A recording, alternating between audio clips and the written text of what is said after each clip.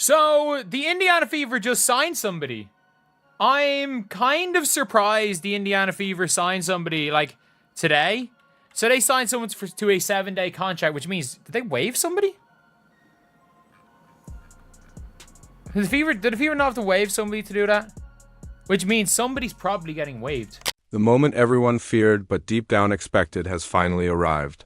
The Indiana Fever are openly shopping for Caitlin Clark replacements, not even bothering to keep it under wraps. Let's be real, Indiana clearly knows something the rest of us don't. Other point guard. And my brain goes two different ways on this. Either one, the Fever weren't so happy with Odyssey Sims' performance in her first game with the Indiana Fever. And I think a lot of fans were underwhelmed. However, Odyssey Sims had a high bar to clear because Aari McDonald, when she came to the Indiana Fever, she immediately made an impact and played great right away. Odyssey Sims did not have a great game in that last game whatsoever. And so are they signing her to challenge Odyssey Sims and see who plays better? Or are they signing her because they know that Caitlin Clark is not going to be returning this season and they're going to need another point guard for this last stretch of games and going into playoffs? We'll just have. In just 1 week, they've brought in not one, but 2 point guards. First was Odyssey Sims on a hardship contract, and if that isn't front office code for we're in serious trouble, I don't know what is. Let's get into this. The Indiana Fever welcome Kyra Lambert to the team. Another point guard with Sydney out, with Aari out, with Caitlin Clark's return. Who the heck knows at this point? We need some point guards on this team. Odyssey Sims, she played this past Tuesday. Looked like she haven't picked up a basketball in months. Now we go out and get Kyra Lambert. And just a few days later, they added Kyra Lambert on a 7-day deal. 2 point guards in quick succession, 2 desperate swings, and 1 undeniable truth. They're bracing for life without Caitlin Clark, and clearly don't expect her back anytime soon. Lambert has never played in the WNBA before, yet the Fever did have room to add another player on a hardship deal. So Lambert, it was announced by the team, has been brought in. This is what the press release itself says, so I'll let them set the context for you. The Indiana Fever have signed guard Kyra Lambert to a 7-day contract the team announced today. The Fever qualify for the roster spot due to the injuries to Sydney Colson and Aari McDonald. Lambert has spent the entirety of her professional career playing in Europe, most recently with Olympiacos, where she won the Greek A1 League. During that season, Lambert averaged 15.4 points per game while shooting 42.1% from beyond the arc. Good. If you're enjoying this, make sure to subscribe. Now, here's the harsh reality nobody wants to put into words. Caitlin Clark has already missed 21 games this season. 21. That's not a small hiccup, that's a body-sending warning. Signs she can't ignore. It started on opening night with a quad strain, then came the left groin injury, and now a right groin setback that's left her stuck on the bench, watching like a bystander at what feels like the slow decline of her own career. They have signed a player from overseas in shocking development. Now, they had no European players on the team, and looked like the Indiana Fever new player did speak to the media earlier today. We got some of that footage. Let's roll this opportunity that'd be coming for you. Officially Monday. Yeah, Monday, so it was a pretty quick turnaround. Take me through the emotions of that day, knowing that this was coming your way and that you'd have a chance to play on a team that might need you to play right away. Yeah, no, I was super excited. It's a blessing, having the journey that I've had and just, remaining faithful, trusting God and doing the work and just to see it all come back around and have this opportunity. And here's the shocking part before this season. Caitlin Clark had never missed a single game in her college or pro career. Not once. She was basketball's iron woman, the player you could always count on. Now she's racking up injuries. Like trading cards, each one more concerning than the last. The official word from Coach Stephanie White? Asterisk, we're taking it day to day, putting no timetable on it. Translation, they have no clue when or if she return at full. Strength. White even admitted Clark still hasn't practiced, limited to full court running like someone rehabbing from major surgery. As Caitlin Clark fans, this is a nasty position to be in. We're dealing with the Indiana Fever telling us that Caitlin Clark is day to day, and we know the Indiana Fevers, Amber Cox, Kelly Crosskoff, Stephanie White are all liars. We can't believe anything the Indiana Fever say, and we know that. So we have the Fever saying Caitlin Clark is day-to-day. Want to know just how bad things have gotten? Let's look at the numbers because they paint a picture uglier than any injury report. Since Clark went down, WNBA viewership has cratered 55%. The Fever's national TV ratings alone have sunk 53%. Games that once drew 1.8 million viewers are now struggling to scrape together 847,000. And it's not just TV taking the hit. Ticket prices for Fever road games have collapsed anywhere from 47% to 71%, depending on the opponent. Take the Chicago Sky matchup, hyped as a marquee showdown before Clark's injury. Tickets averaged $86. Afterward, just $25. That's not a slump. That's a nosedive straight off a financial cliff. Clark's injury is tanking WNBA ticket prices.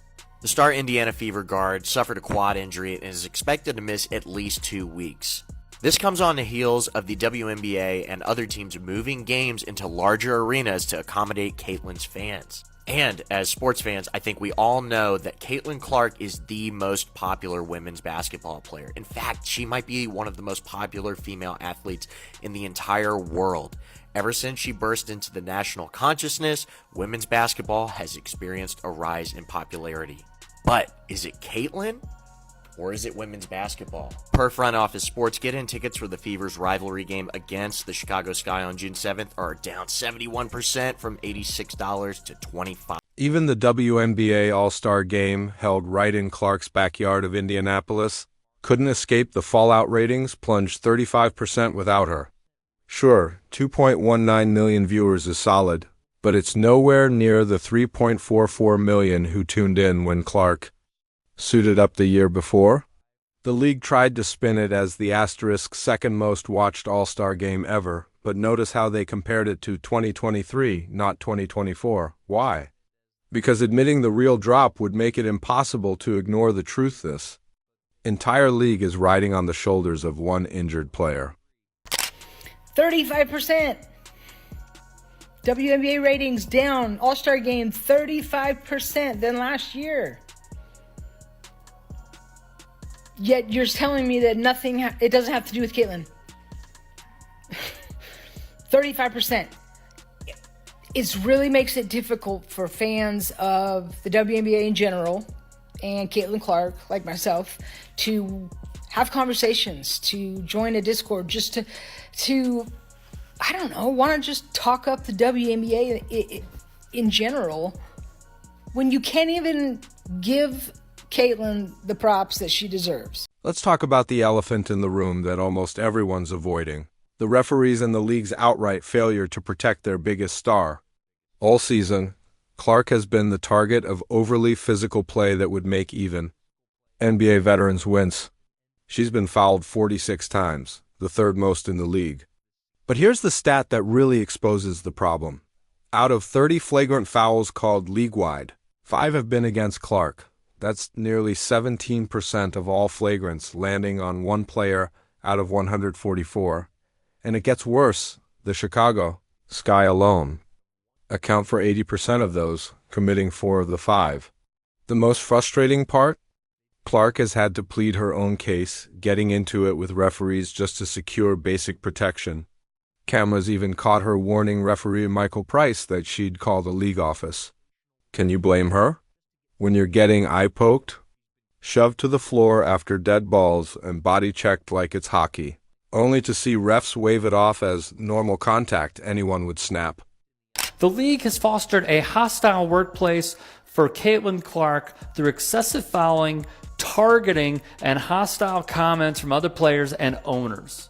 These aren't isolated, they're documented, continuing, and ignored by officials. The disparity in treatment invites real scrutiny. Not a single player has been suspended for flagrantly fouling Ms. Clark. Here's where he said a federal investigation should take place. Congress and the admin should demand answers from the W, its leaders, investigate officiating and internal league comms, hold hearings, and insist on real reforms. The Labor Department should review league protocols for workplace safety. If evidence shows discrimination or retaliation, the DOJ's Civil Rights Division must act.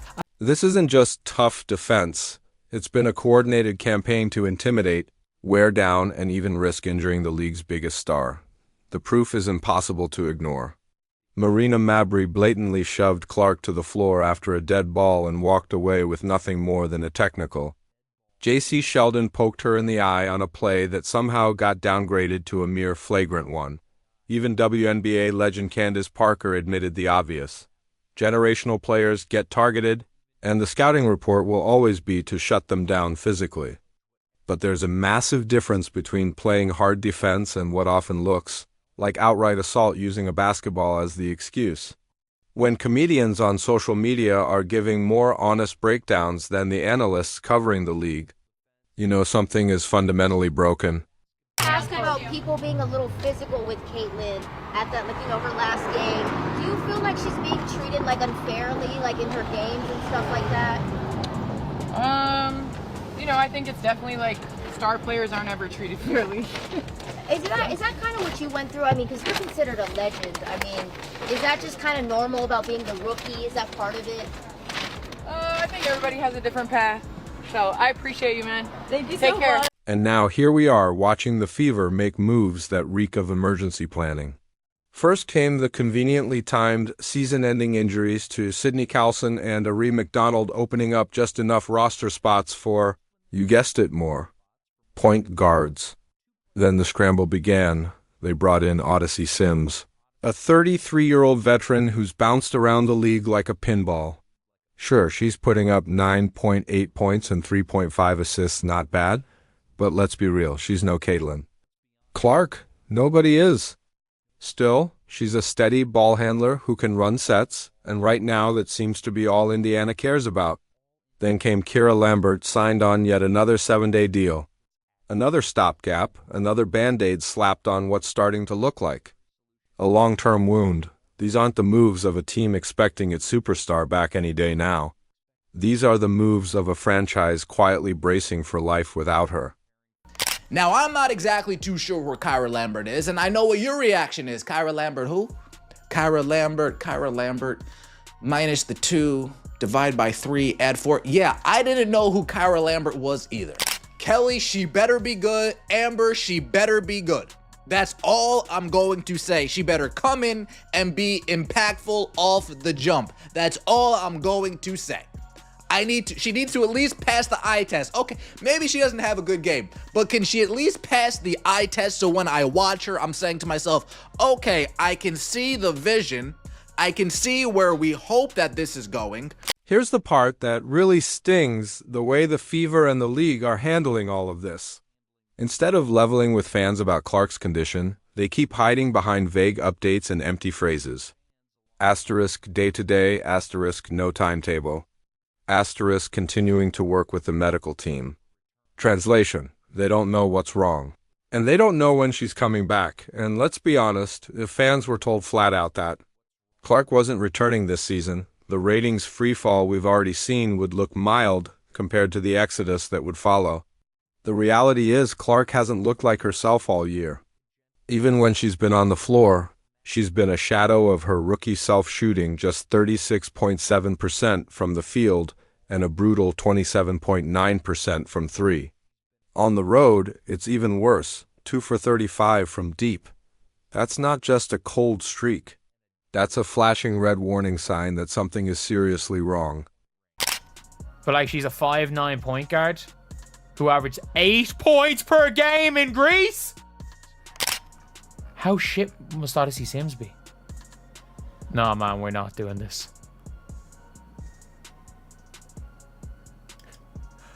Oh, I think we're done. I think we're done. I think we're done, man. I think the season's done. Like, we got the 17th best point guard in EuroLeague. The WNBA has tied its entire future to one player, and the player's body is betraying her. The new $2.22 billion media rights deal kicking in for 2026? Negotiated on the back of the Caitlin Clark effect. Expansion plans, salary hikes, league-wide growth, all of it assumes Clark will stay healthy and dominant for years to come. But what happens if she can't? What happens when the one player carrying an entire league's viewership can't even stay on the court? We're already seeing the answer, and it's not pretty, yes. Non-fever games are up 37% this year, but that still only averages out to 549,000 viewers, a far cry from the millions Clark delivers. This was supposed to be her sophomore leap, her first real step toward WNBA dominance. Instead, she's missed more games than she's thrived in, been at the center of more controversy than celebrations, and looks more drained than driven. The physical toll is obvious. When you're spending more time on a trainer's table than the practice court, when referees seem more focused on optics than player protection, when you're the financial backbone of an entire sport while also being systematically targeted every night something has to give, and her body has broken down. The Iron Woman who never missed games is now a fixture on the injury report. The long-range assassin who redefined the three-point line can't buy a shot. The floor general who elevated everyone around her is now stuck in street clothes, watching her team cycle through one replacement after another. Caitlin Clark's injury is tanking WNBA ticket prices. The star Indiana Fever guard suffered a quad injury and is expected to miss at least 2 weeks. This comes on the heels of the WNBA and other teams moving games into larger arenas to accommodate Caitlin's fans. And as sports fans, I think we all know that Caitlin Clark is the most popular women's basketball player. In fact, she might be one of the most popular female athletes in the entire world. Ever since she burst into the national consciousness, women's basketball has experienced a rise in popularity. But is it Caitlin? Or is it women's basketball? Per Front Office Sports, get-in tickets for the Fever's rivalry game against the Chicago Sky on June 7th are down 71% from $86 to $25. She doesn't look like a player itching to get back on the floor. She looks like someone coming to terms with the possibility that her body just can't withstand what the WNBA has turned into. A league where being the brightest star means you're also the biggest target. The refs failed her. The relentless physical play wore her down. The systematic targeting broke her body. And now we're all seeing the fallout. The league is scrambling to hold on to viewers while its biggest draw sits in street clothes. The Fever are cycling through replacement players like they're holding auditions, and fans keep getting spoon-fed vague updates and false hope. But once you accept the uncomfortable truth, the Fever's moves make perfect sense. Caitlin Clark isn't coming back, not as the player we knew. Deep down, the team, the league, even the fans know it. They're just hoping we keep watching. Long enough for them to figure out what's next, but hope has an expiration date. And when reality finally hits, we'll look back at these signings as the moment the writing was on the wall. The Caitlin Clark era might be ending before it ever truly had the chance to begin.